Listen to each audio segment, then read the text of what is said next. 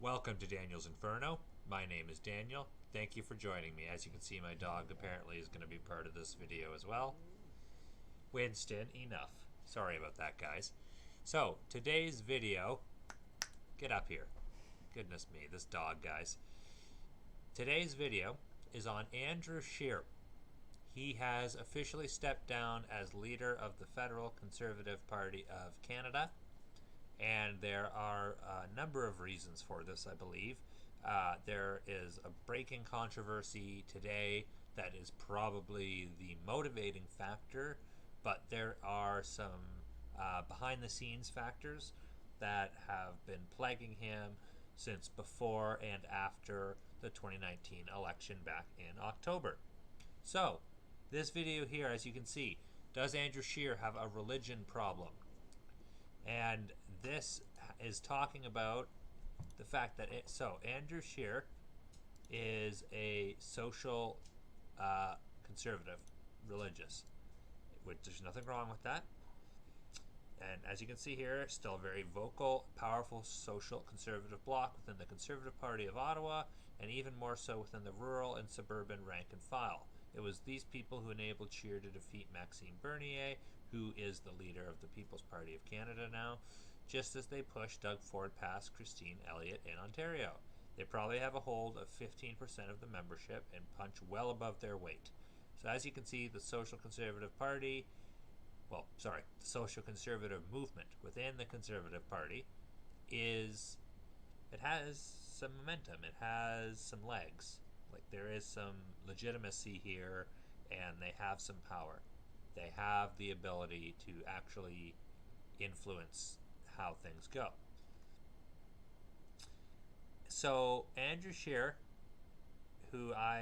before today, I agree with this article that he was a genuinely decent man, considered by many to be far too timid for the cut and thrust of party politics, devout and orthodox Roman Catholic, leading a party that is divided on socially conservative issues, hoping to govern a country that is largely progressive when it comes to life and sexuality, treads a fine line on abortion, trying to disguise his personal and theological opposition to women's choice with all sorts of obfuscating language, and struggles to justify his repeated refusal to march in pride parades with the flimsy excuse that it's not necessary because he and his party already support LGBTQ plus equality. So let's just unpack this right here. Andrew Scheer, being a staunch Roman Catholic individual, obviously has certain beliefs about the social, cultural milieu of what is going on in Canada.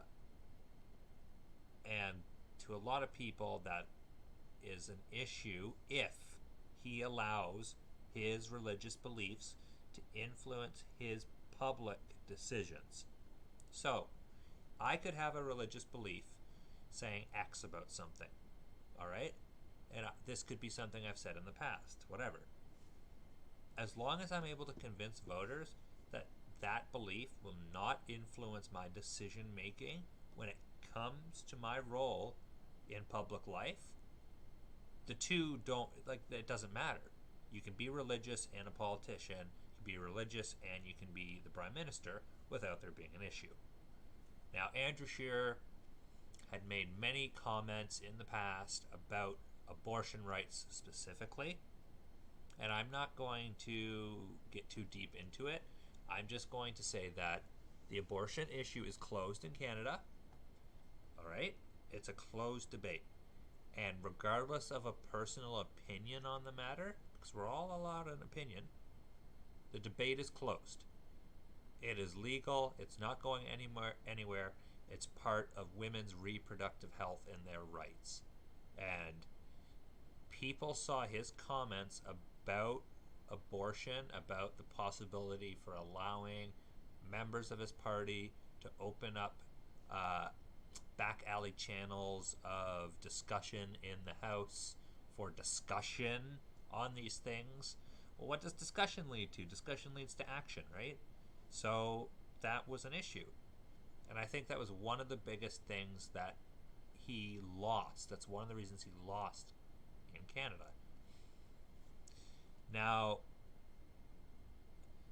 Scheer's announcement he wants to learn more details before he supports a federal proposal to ban what is known as gay conversion therapy.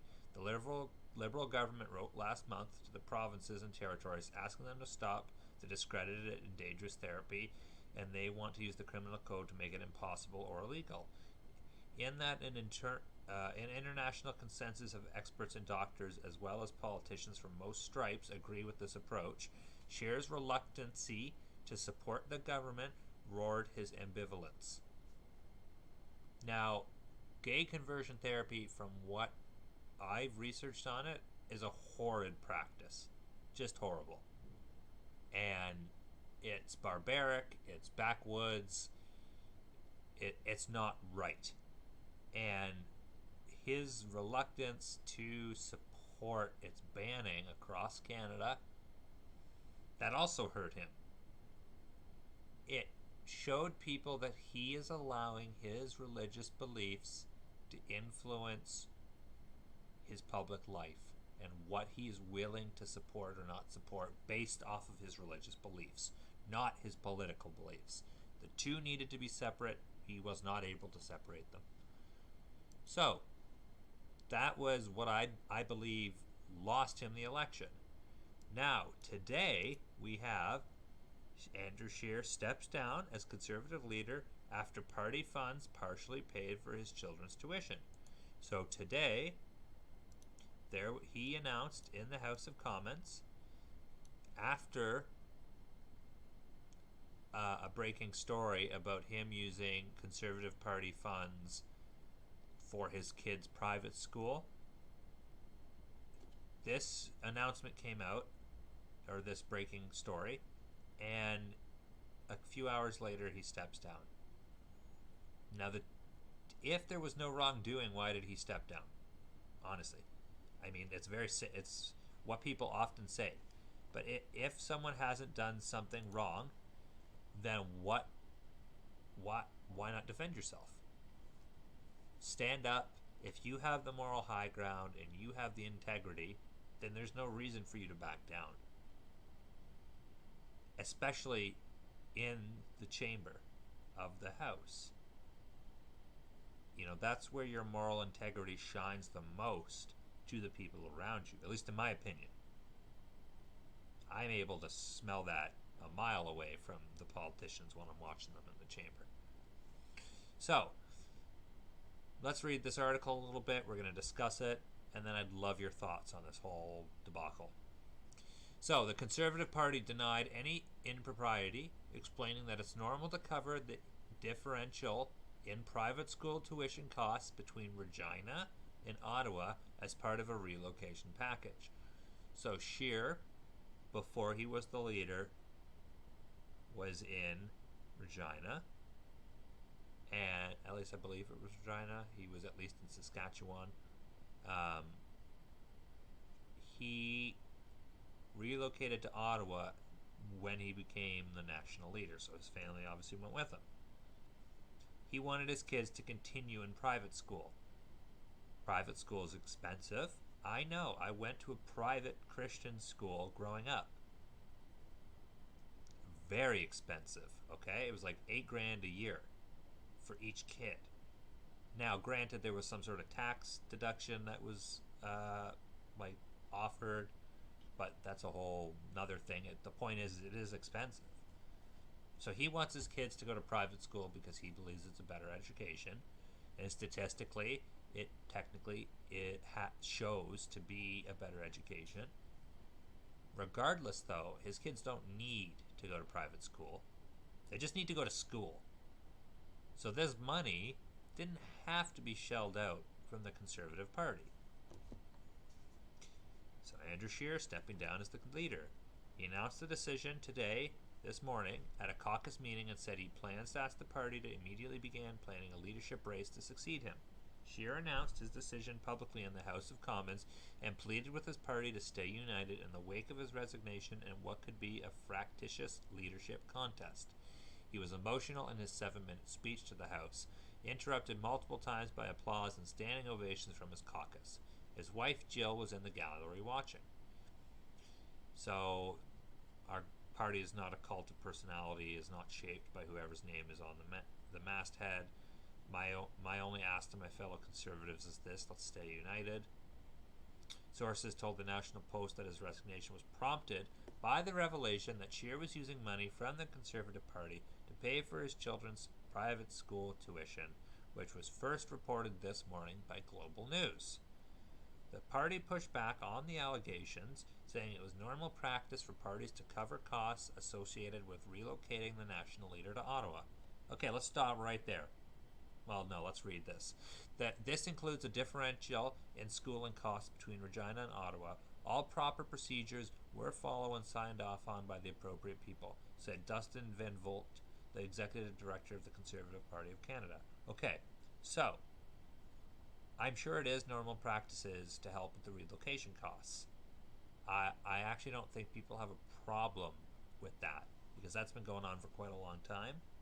Like, I'm sure Trudeau had to relocate from Gatineau, Quebec, where he was the MP, to Ottawa when he became the Liberal leader back in 2013, I believe.